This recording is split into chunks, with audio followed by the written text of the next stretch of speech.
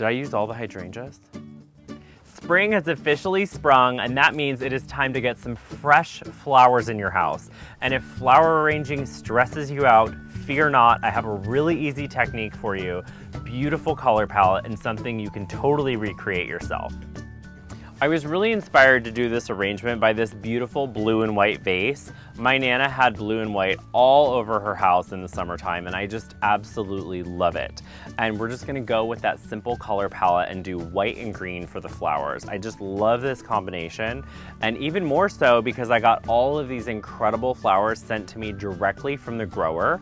I use this service called Petal Driven, and if you've been watching the channel for a while, I have worked with these flowers for a couple of years now, and hello, they're the freshest, most gorgeous flowers you could ever get. And I'm just like a kid in a candy store. So let's get started. First of all, put some water in your vase about halfway up, get that going. And then you really want to start the arrangement with your greens, your big full stuff. And then you work in the smaller things as you go. So I've got these really beautiful eucalyptus. Just get these in here. This is obviously a ginormous, gorgeous vase. So we'll just get that started. I also have this one that I'm obsessed with. I'm not quite sure what it's called. I will have links to all of these different items in the description. And I'm going for a really full situation here, so don't be scared.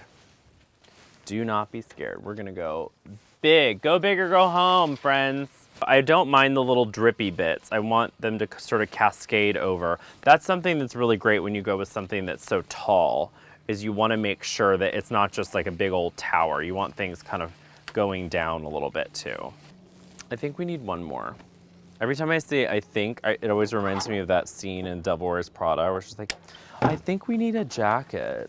So I've got these really great cutters. I'm obsessed with these. These are actually Japanese cutters and they are so strong. And then I have another pair that's a little bit stronger in case anything's like a big old branch. All right, so that seems like a good amount of greens. Now we're gonna go with the fullest white. So the fullest white is obviously our gorgeous hydrangeas. Absolutely obsessed with hydrangeas, pretty much for a lot of reasons, but one of the reasons is they're really easy in flower arrangements. So I'm going to cut the bottom off of that one. By the time I'm finished with this thing, I'm gonna be wedging that last flower in, let me just tell you. But that's just the way this vase is, so I'm gonna go with it. And for the hydrangeas, I'm actually gonna use the leaves because I like how they sort of come down around the edge. When you're doing a flower arrangement, one of the most important things to think about is where's it gonna go.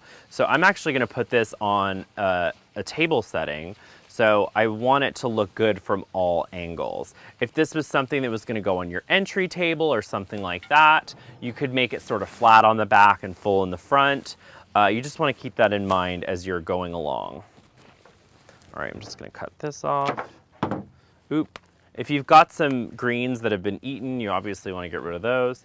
And I'm gonna kind of tuck these under the greens as well so that the greens are sort of throughout and not just hanging down in the bottom.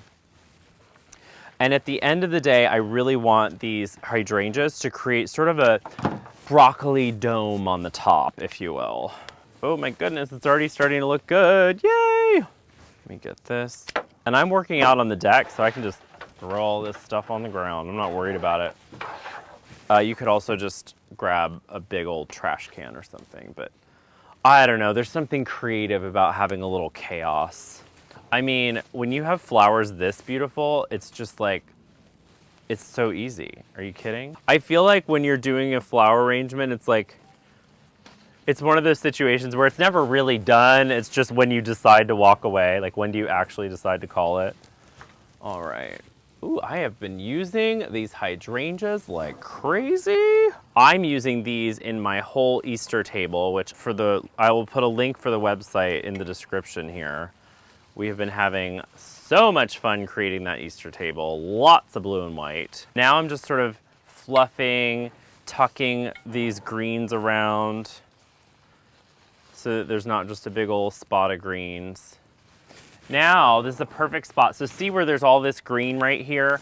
This is a perfect spot to pop in one of these white pieces that's a little bit fuller, okay? So this one, I don't like the leaves, so we're just gonna pull that off to sort of undress that. You can get a leaf stripper or something like that. I just haven't gotten there yet. If anybody has a recommendation, put that in the comments because I'm always looking for fun new tools for flower arranging. So I don't want to snug that in too much. I want it to kind of pop up a little bit so that the whole thing is a little nice and loose. Just gonna do that over and over again. Don't do that with a rose. You will end up with a big old bloody hand, but these are very soft leaves, so it's easy to do that. Another tip when you're flower arranging is when you're trying to figure out how much the flower is going to go out of the vase, stand it up next to the vase at the edge of a table. That way you can raise it and lower it and you can cut it right at the right spot. I'm not complimenting myself, I'm complimenting the flowers. You're beautiful!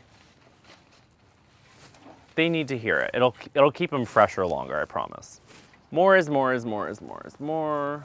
It's kind of like that face you make when you're trying on clothes. Like, we all make weird faces when we try on clothes, right? Just a few finishing touches, looking good. Please go in the comments section and tell me what you think of this arrangement. I personally love it, but I might be a little biased.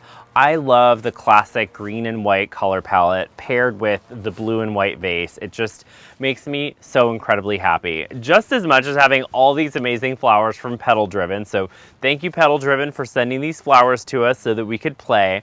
Speaking of playing, we did an amazing, huge, epic, epic, epic table setting. Blue and white, blue and white, blue and white. So definitely check out the link in the description so you can see this all come together. But if you just want a showstopper for your entryway or just a little sad corner in your house, give this a try. Whether you're an expert floral designer or this is one of your first times, definitely go with a green and white color palette. You really can't go wrong. Thumbs up if you want some more flower arranging videos. And until next time, thank you so much for watching. Bye.